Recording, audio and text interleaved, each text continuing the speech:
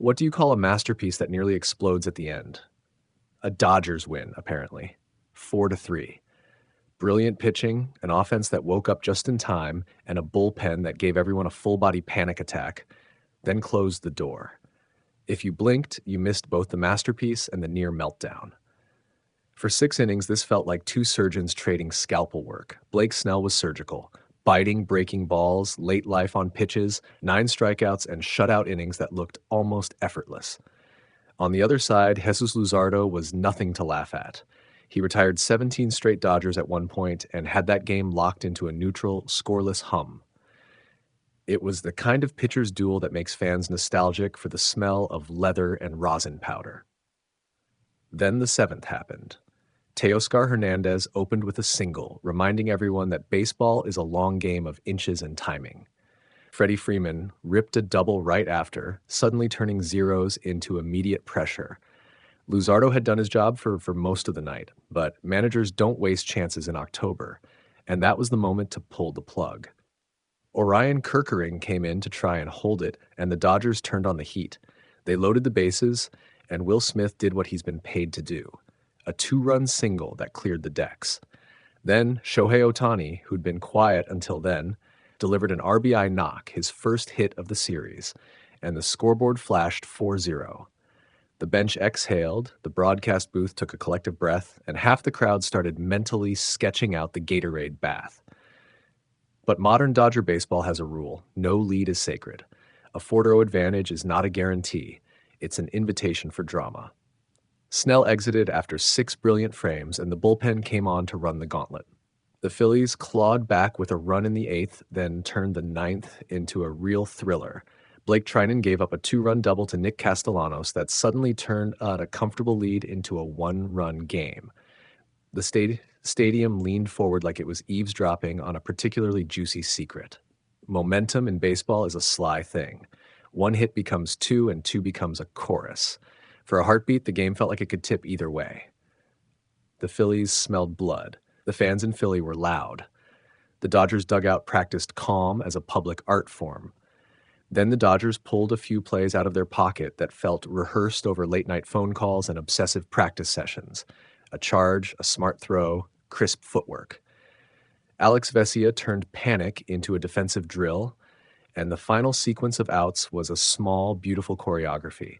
The last out was the kind of play that will live forever on highlight loops. A 2-out grounder, a low throw, Freddie Freeman scooping like a man retrieving a dropped heirloom, and Roki Sasaki somehow finishing it off. It was a quaint little miracle, the sort of tiny salvage job that makes October baseball equal parts brutal and holy. Let's be honest, the win didn't feel pretty. It felt earned.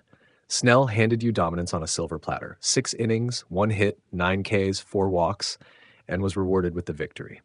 Luzardo left in the 7th with frustration boiling over. 2 runners left on base were the difference between a continuation and a loss. Will Smith and Ohtani supplied the decisive hits, but the bullpen made the final 30 minutes of the game a suspense movie. This series now shifts to Los Angeles with the Dodgers holding a 2-0 lead in a best-of-5. That's practically a cliff from which the Phillies must climb. Game 3 is in LA on Wednesday night, and the Dodgers will have 2 chances at home to finish the job.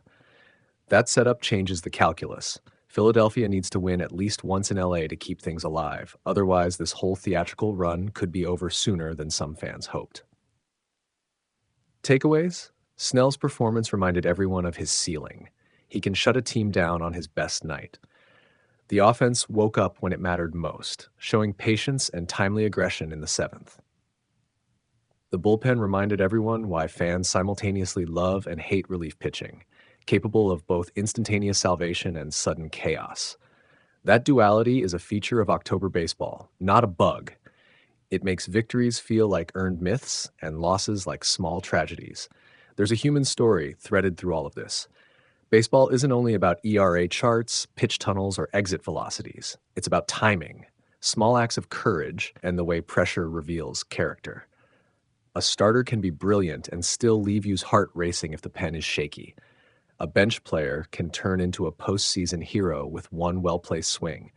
Managers make choices. Players respond. Sometimes you get a tidy narrative. Sometimes you get tonight, equal parts art and chaos. If you were building a highlight reel for what October is supposed to be, tonight would be on it. Elite pitching, clutch hitting, late inning drama, and a final out that felt like punctuation.